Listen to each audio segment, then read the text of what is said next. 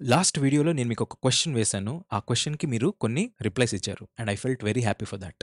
ఎందుకంటే మీరు రిప్లై ఇస్తే తప్ప నాకు అర్థం కాదు. Whether what I am giving it to you is been 100% delivered or not. Hence thanks for that. Now you can watch this video in 1.5 speed again to save your time. But yes, ఆ సొల్యూషన్స్‌లో కొన్ని one of or some of our subscribers did this message right. Okay. What is this in the seventh heaven right. And very happy ecstatic in the seventh heaven right.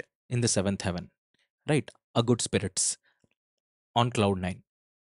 Thanks and good for this right. మీకు కూడా develop అవుతుంది. Let me tell you that మీరు ఇట్లా what is this reply ఇచ్చినందుకే I could able to know and I could able to what is this adjust some slides. ఆ slides ఏంటో చూడండి, చిన్న వ్యత్యాసం ఉంటుంది. ఆ చిన్న వ్యత్యాసంతో మీకు మార్కులు పోకూడదు. And that what it which counts is this.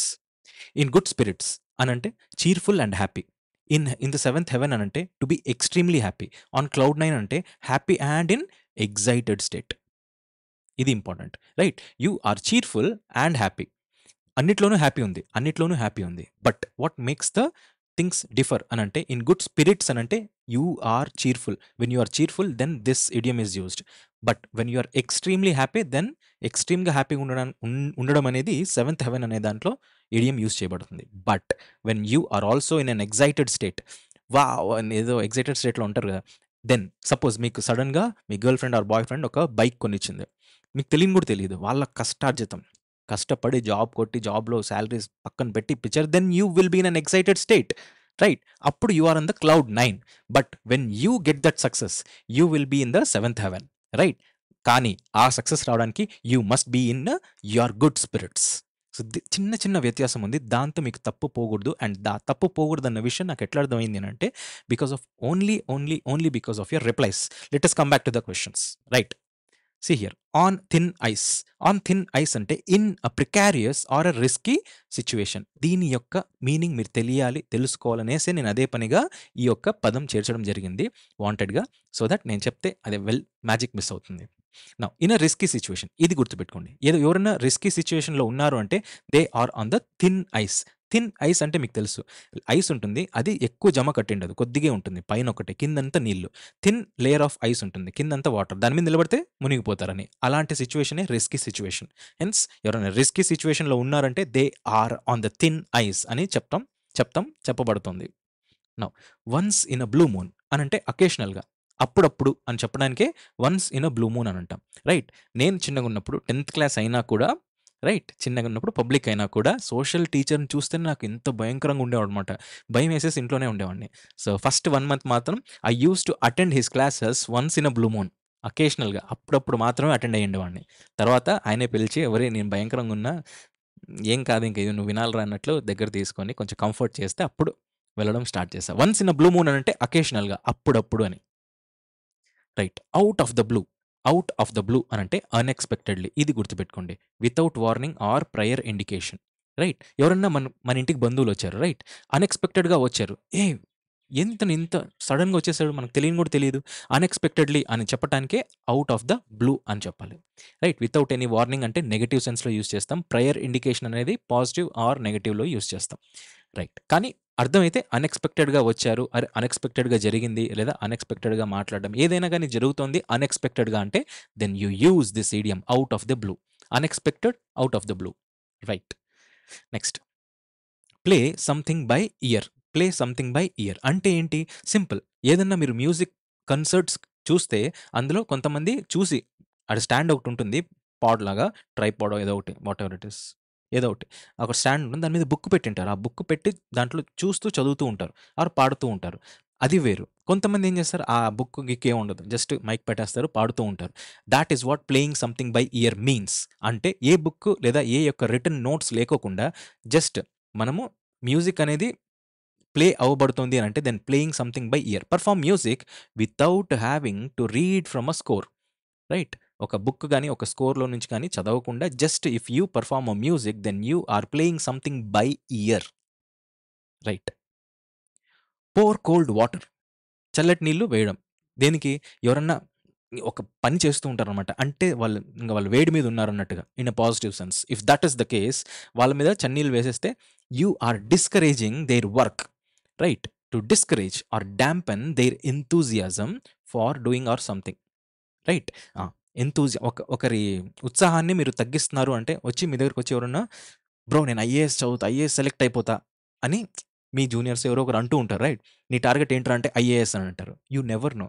First వాళ్ళ వాళ్ళ వాళ్ళ వాళ్ళ ఎంతూజియాజంని నీకేంటి వస్తుంది చెప్పరా, పెద్ద పెద్ద తోపులు రాస్తారు. Don't discourage them or don't dampen. అంతెందుకు మీకే జరిగి ఉంటుంది. మీరు ఎవరికైనా చెప్పి నిన్నా కూడా నేను సీజీఎల్ కొడతా, సర్లే అని అనుకునే వాళ్ళు ఉంటారు. కొంతమంది అయితే ముఖం మీద చెప్పేస్తారు. So they are pouring the cold water, అంటే they are discouraging you or they are dampening your enthusiasm. They are మీ ఎంతూజియాజంని తగ్గిస్తున్నారు. They are by discouraging. When they are discouraging they are pouring cold water. Right. Pull someone's leg అని అంటే tease somebody. ఎవరినైనా మీరు హేళన చేస్తున్నారు, ఎగతాళి చేస్తున్నారు అని అంటే you are pulling someone's leg. Right. మీరు ఎవరినైనా ఎగతాళి చేస్తున్నారంటే you are pulling someone's leg. Right. Usually you pull your friends leg. Right. You will tease him or her, హోమ్స్ ఎవర్ ఇట్ మే బి. నౌ ఇది okay. Next one. Pull yourself together. Pull someone's leg, pull yourself together. Together అని అంటే కలిసి pull చేస్తున్నారు. ఎవరిని? మిమ్మల్ని మీరు పుల్ చేస్తున్నారు ఆర్ పుష్ చేస్తున్నారు. What? In terms of your efficiency or in terms of your output మిమ్మల్ని మీరు పుల్ చేసుకుంటున్నారు అని అంటే ఎవరితో? ఒక గుంపుతో. Then you use this. Suppose నేను ఒక్కడనే చదవడం వేరే అవుతుంది. అదే నేను ఒక ఇద్దరు ముగ్గురు కలిసి లైక్ మైండెడ్ పీపుల్తో కలిసి కూర్చొని చదువుతూ డిస్కస్ చేసుకుంటూ అనలైజ్ చేసుకుంటూ ఇంతే అక్కడికి వెళ్ళిపోతే then that output is completely different. అప్పుడు ఏం చేస్తున్నారు? You pull yourself together with them. అంటే simple, to work hard as a group in order to achieve something.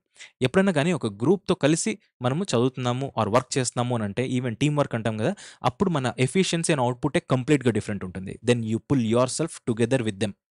Right. ఒక గ్రూప్తో కలిసి మీరు పనిచేస్తున్నారంటే you are pulling yourself together with that group. Put a spoke in one's wheel. ఇలాంటి చెత్తనాయలు చాలా మంది ఉన్నారు. To obstruct or impede someone's plans or efforts. Right. ఇలాంటి చెత్త వాళ్ళని మీ లైఫ్లో నుంచి ఫస్ట్ తీసేసేయండి. అంతకు మించిన మంచి పని ఇంకేంటి లేదు. రైట్. మీరు ఏదైనా ఒక పని చేస్తున్నారు అని అంటే దాన్ని అబ్స్ట్రక్ట్ చేయడానికి 100 మంది ఉంటారు. 100 మందిని డిలీట్ చేయండి. మీకు ఎవరు ఉన్నా లేకపోయినా సరిపోతుంది. ఎందుకంటే డెవలప్ అవుతాం. Put a spoke in one's wheel. ఎవరైనా ఏదైనా పని చేస్తున్నారంటే దాన్ని అడ్డు చేయడం. రైట్. ఎవరైనా మంచి పని చేస్తే దాన్ని అడ్డు చెప్పడం. రైట్. ఎవరైనా ఇప్పుడు మీరు చదువుతున్నారంటే మీకు వచ్చి అదే పనిగా ఇబ్బంది పెట్టడం. That is what. ఎవరైనా ఏదైనా మంచి పని చేస్తున్నారో, పని చేస్తున్నారో దాన్ని అడ్డు పెడుతున్నారు అని అంటే he or she is putting a spoke in his wheel or her wheel. Whatsoever it may be. Right. మీరు మీ టైంకి వాల్యూ ఇవ్వట్లేదు అని అంటే you are putting yourself into your wheel. Right. మీరు తప్పు చేస్తున్నారు. మీరు మిమ్మల్ని మీరే అబ్స్ట్రక్ట్ చేసుకుంటున్నారు అనేసి regarding your efforts. Now raining cats and dogs అంటే రైనింగ్ హెవీలీ. రైట్. ఒక ఉరుములు మెరుపులతో కూడిన హెవీ రైన్ని రైనింగ్ క్యాట్స్ అండ్ డాగ్స్ అంటాం. రీసెంట్గా మన కేరళలో వచ్చినాయి కదా ద హెవీ రైన్స్. రైట్. ఆ హెవీ రైన్స్ వచ్చాయి అని చెప్పడానికి ఈడియమ్స్ ఏం వాడతాం? ఈడియం రైనింగ్ క్యాట్స్ అండ్ డాగ్స్ అనేసి. Right. Okay. Right. Read between the lines. ఇది చాలా వరకు మూవీస్లో వచ్చాయి. మీరు వినింటారు, నేను విన్నాను. It is to take an inference. Right. ఏదన్నా కానీ ఒక సెంటెన్స్ ఉంటుంది. ఆ సెంటెన్స్ ఎట్లున్నదో అట్లా చదవడం కాకుండా దాంట్లో ఉండే ఇన్నర్ మీనింగ్, మీరు కావాలంటే నావెల్స్ కానీ కథలు కానీ చదివినప్పుడు సెంటెన్స్ ఒకేలా ఉంటుంది. కానీ దాని వెనకాల ఆథర్ చెప్పాలనుకుంటున్న యాక్చువల్ జిస్ట్ ఆర్ మీనింగ్ అనేది కంప్లీట్గా కొద్దిగా డిఫరెంట్ ఉంటుంది. ఆ డిఫరెంట్ మీనింగ్స్ లైన్స్లో లేనివి మీరు అర్థం చేసుకోండి అని చెప్పడానికే రీడ్ బిట్వీన్ ద లైన్స్ అని అంటాం. రైట్. ఎట్లున్నది అట్లా చదివేది కాదు, దాంట్లో ఉండే ఆంతర్యం కూడా మీరు తెలుసుకోండి అని చెప్పేదానికే ఈ ఇడియం వాడతాం. రీడ్ బిట్వీన్ ద లైన్స్ అని అంటే దాంట్లో ఉండే ఇన్ఫరెన్స్, దాంట్లో ఉండేదాన్ని, దాంట్లో యాక్చువల్ ఆథర్ ఏం చెప్పాలనుకుంటున్నాడో అది తెలుసుకోండి అని చెప్పడానికి యూజ్ చేసే idiom. Okay. This is it and this is all. Let we meet in the next video lesson. But yes, గ్రామర్తో మాత్రం ప్రాక్టికల్ అప్రోచ్ చూపిస్తా. Let us wait for that. Good day. Bye by.